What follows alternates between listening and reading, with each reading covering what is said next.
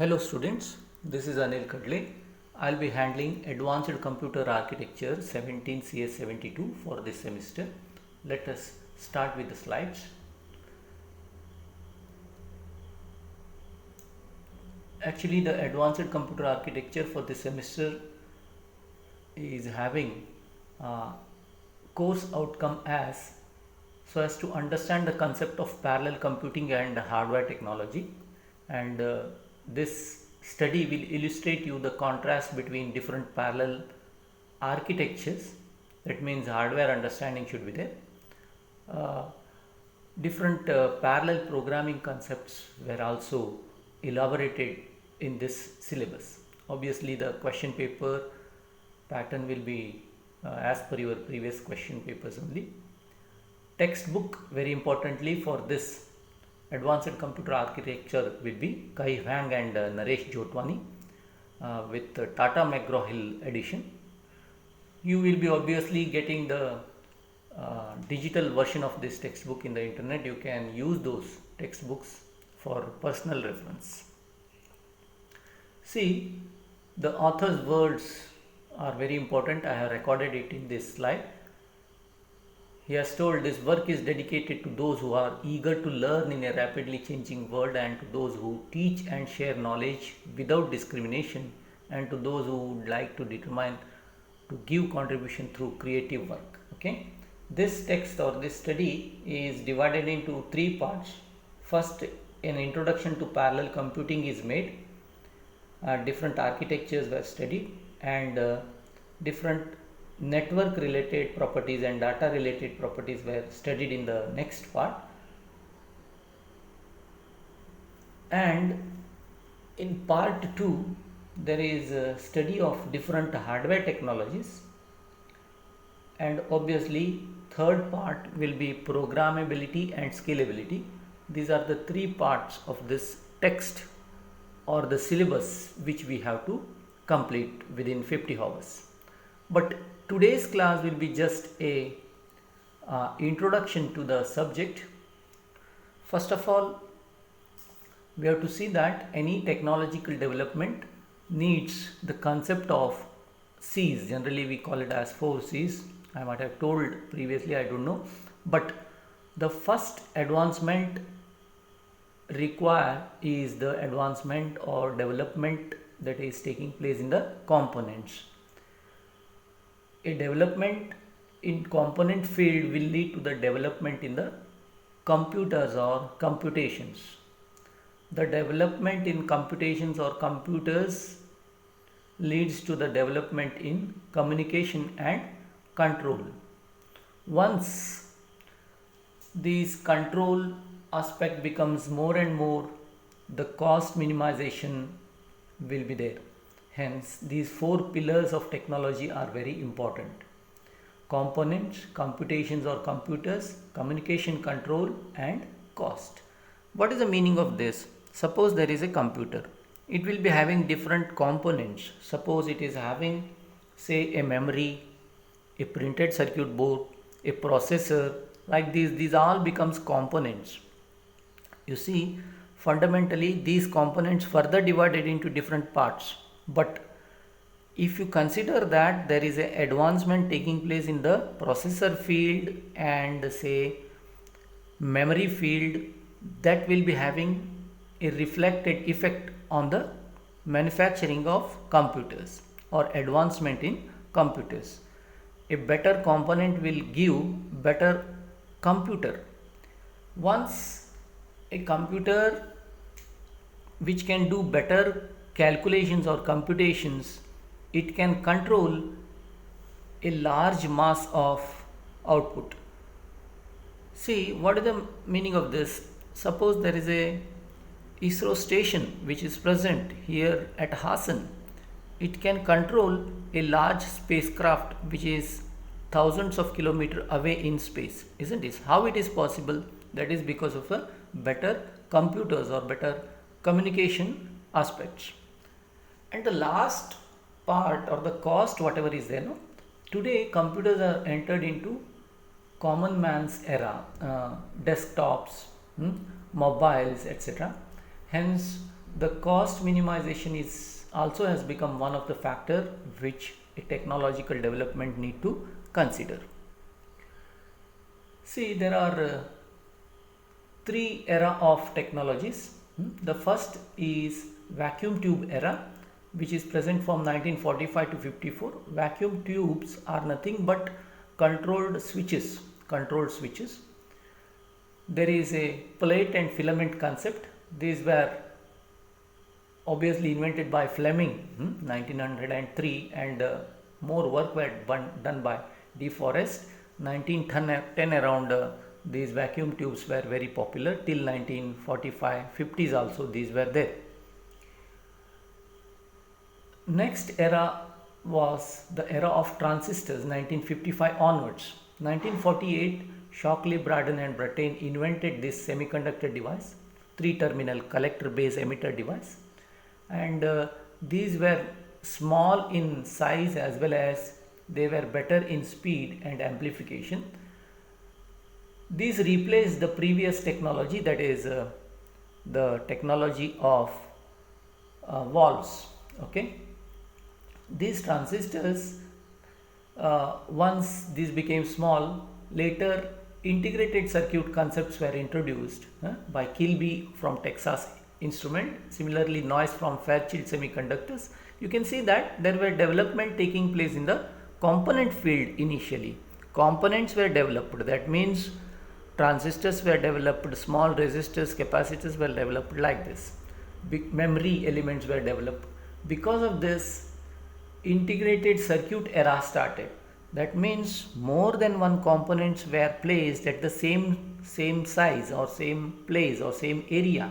This became started with the integration of circuits. That means small scale integration where fewer components were there or less than 100. Medium scale integration where 100 to 1000 components were present. Large scale integration where 1000 to 10,000 components were present. Very large scale integration where 10 raised to 4 to 10 raised to 6 components were present. Ultra large scale integration where more than 10 raised to 6 components were placed at the same area. See, because of this integrated circuit technological development, component became better and better, and similarly small and small mass production was possible. Hence, third era of technology was integrated circuit era. Okay, now let us see the evolution of computing. We shall say evolution because early computing was entirely mechanical. You know that Chinese or different places of the world used to, Japanese used to use the abacus. It is a, one can say that it is a type of computation only. It was used around 500 BC. Mechanical adder and subtractor were invented by Pascal in 1642 in France. Difference engine design was made by Babbage, and binary mechanical computer was invented by Jews. Icahn from Harvard University made electromechanical decimal machines in 1944. These was electromechanical.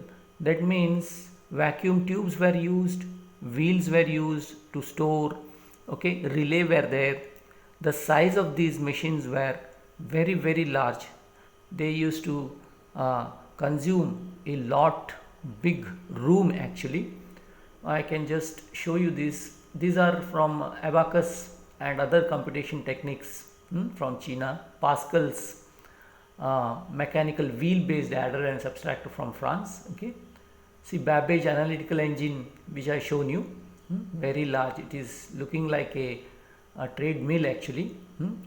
One can see that this is a punching card, and then IBM Mark I machine from Harvard, Professor Icahn, which is there.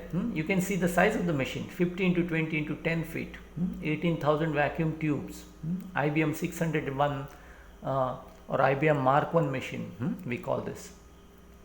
Okay, these were earlier computing engines which were present. Okay, Later we started with computing generations. That means there were 5 generations we will be considering. Okay. uh, the knowledge of the one generation has transferred to the next generation, and the development or improvement is done in the computers. Technologically, programmatically, every development has taken place that is continued to the next generation. We are currently in the 5th generation anyway. Let us see the first generation computation. It is from 1945 to 54. Mainly in first generation, vacuum tubes were used. I have shown you vacuum tubes earlier, and relay memories were there. Program counter concept and accumulator concept was present, and machines had only fixed point arithmetics. Okay. Assembly language programming is to be done, and a single user used to use a computer. Okay. Very important computer in first generation is IBM 701. Okay, I will show you the IBM 701. This is IBM 701, which is first generation computer. Okay, punch cards were used. Okay, some keyboards were also present. You can see on the figure there. Similarly, second generation computation or second generation computers started from 1955 to 64 era. Okay. Technology and architecture, whatever used was discrete transistors. You can see that 1950 or 48 transistors were invented, and they were used in computers from 1955 onwards. Okay. Multiplexed memory access was there. Floating point, you can see from fixed point, floating point arithmetic was available. Register transfer logic was developed, and similarly software related issues. High level language, Fortran and COBOL were used with these computers. Hence, need of compilers and subroutine libraries were developed. Very important computer during second generation computation was IBM 7090. Okay. I can say that during this second generation, transistor technology was developed, and due to this, similarly, software technological development also took place. High level languages Fortran, COBOL were invented during this period. You can see that IBM 7090 transistor based second generation computers on the screen here now. Okay. Third generation computer 1965 to 74, where I told you it made use of small scale integration to medium scale integration. That means around 1000 components on the same area, die area was used, so that integrated circuit era is used in third generation. Micro programming was started, pipelining and cache memories were there. Time sharing operating system were started. Time sharing operating system. See, software and application, some development has taken place. Very important computer in the third generation is IBM 360. We can say that IBM 360 is one of the important third generation computers. This is what is the third generation computers. You can see there were inputting keyboard are present. Okay. And this IBM 360 used to do lot of calculation at that time, computation, scientific calculations, etc. Fourth generation computers, which existed from 1975 to 90, here large scale integration IC or very large scale integration technology was used. Semiconductor memory introduced. One can see that semiconductor memory is introduced, and vector supercomputers, multi-computers, shared and distributed memory, vector processors were developed during this period. Okay. And software and applications also was advanced, multiprocessor operating systems, different languages, okay, C compilers, and parallel software tools were developed.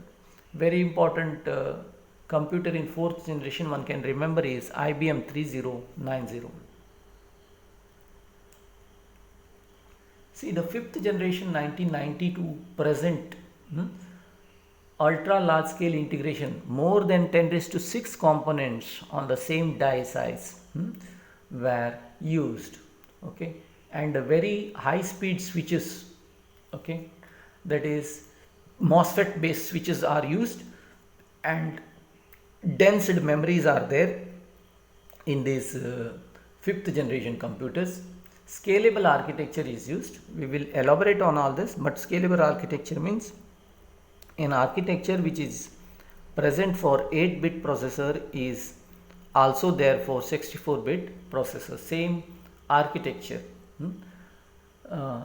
Architecture is scalable. Software and application fields, massive parallel processing, grand challenge applications were there.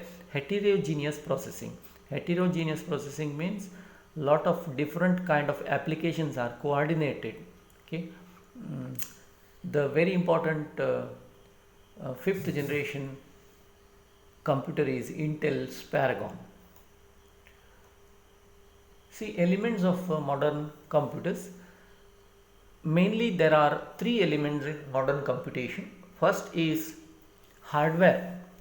Hardware, that means you will see the processor, memory and input output, all this becomes the hardware. And the next which is there, it's a software part where the user will get interfaced with. Okay, that is the outer shell. And we want the third part which make to talk between the outer software shell and the operating system. And hence we need to develop all this. These becomes the elements of modern computer. But what happens is the computer which we are using depends upon what problem it has to solve. Hence that also becomes one of the element of a modern computer.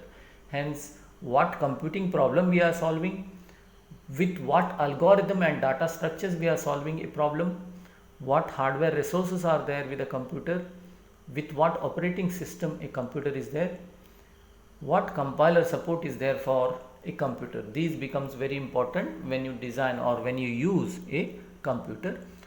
Let us see the computing problem. First is numerical computation. Let us see the computing problem. First is numerical computing. Numerical computing means it involves a complex mathematical formulations and where tedious integer and floating point computation is involved. The example what I can give you here is, suppose there is a mission Mangal kind of scientific application is there, where you have to place a spacecraft accurately in lakhs of kilometers away in a particular orbit. That requires a very high complex mathematical calculation. Such kind of applications needs a computer which can do tedious floating point arithmetic. That needs a numerical computer. Okay. Second kind of computing problem and computer which are required is transaction processing. Transaction processing means in a network where lakhs of bits of data comes and these need to be transmitted, okay, need to be processed, where large amount of data is involved and it need to be pushed to a larger network. There we will find that transaction processing computers are required. Okay. And then third is logical reasoning. Third problem which a computer faces is logical reasoning. Logical reasoning means here an artificial intelligence kind of problem is involved. You know the data, you need to come out of an output because of that. Okay. In such kind of applications where artificial intelligence is involved, computer needs a very high logical reasoning concept. There we will be using computers which can do symbolic manipulations. Okay. Hence this is the third type of computer problems which it will face. The next we can see that just a comparison table is there. Here you can see, observe first generation computers where IBM 701 is used, second generation computers where IBM 7090 is used, third generation computer where IBM 360 or 370 is important, fourth generation computer which you can remember is IBM 3090, and fifth generation computers where we are using supercomputers, there any of Intel's computers can be used.